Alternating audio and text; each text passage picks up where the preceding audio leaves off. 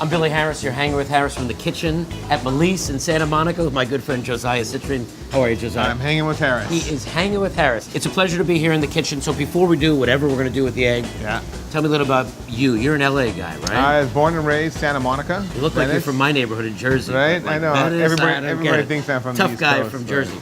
Family of cooks, grandma, mom. Some people say yes, some are not really. Well, But grandma cooking at home, not many dishes, but a great leg of lamb with flageolet, great chicken matzo ball soup,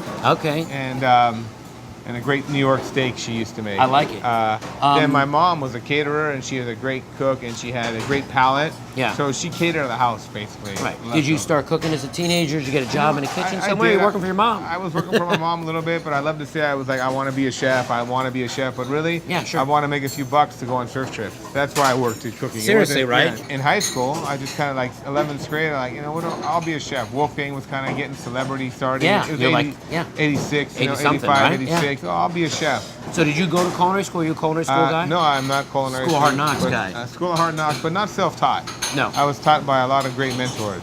You did go to Europe, right? Yeah, and I went there. I thought I'd go for 1 year. It sounded like a long time. I ended up staying for 3.5 years. Yeah, I immersed myself in the culture. I lived in the culture, which was really a great thing back then, because back then we didn't have the farmers markets here. We didn't have the same food culture that we have in America now. Yeah, so everybody in France grew up respecting and market. admiring Yes, food, of course, and wanting to have dinner and sit around tables. And here, I think it was always a kind of a quick thought. So, chef, that's your life story in 2 minutes or less. We have some eggs in this thing, which does a thing, but you're going to tell me. This is the egg topper. We like to call it the egg guillotine. So this is a signature dish, a little egg caviar, I guess we're going to do. Yeah, we call it egg caviar dish. Okay. The technique of cooking the egg was inspired by Alain Passard. Yeah, Arpège. Of course. The dish is, I try to make it all mine, the rest of it. So here we have this. We're just going to pull it up and then, perfect. There you go. Right? Then we'll take it up and we'll see the perfect little line around it, right? So right, it literally just, it kind of makes a little crack. Just enough, and boom, pop it up. Inside.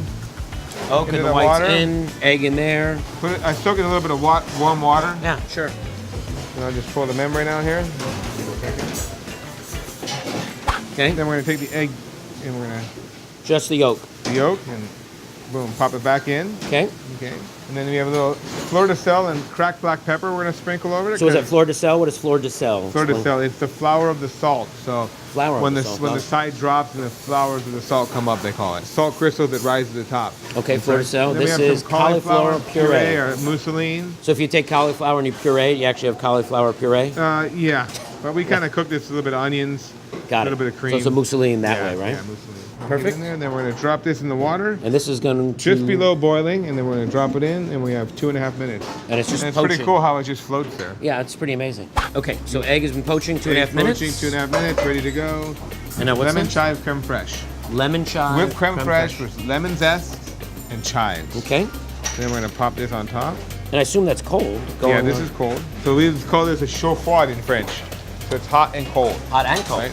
The egg's hot in the bottom. Yeah, but that's what I'm saying. It's a whole thing going on there, right? The whole thing on. And then we have our beautiful California sterling caviar, transmontanious caviar. Yum. That looks good, right? Then we'll put a little bit of chives on top, just for the onion flavor. And then I'm going to take this over here and just...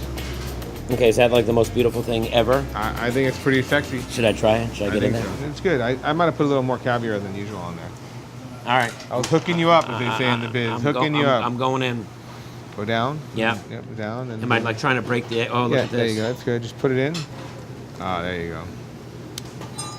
The whole hot and cold thing in the egg, it's nice. It's the business. It's like a thing. It's kind of cool, right? The hot and the cold. You know, they always talk about in great cooking with the balance, but obviously you get the crunch and saltiness of the caviar, then you get the creaminess of the cauliflower puree, and then you get the cold creme fraiche, and then you get this perfectly cooked egg on the bottom, and it's all presented in this beautiful little dish.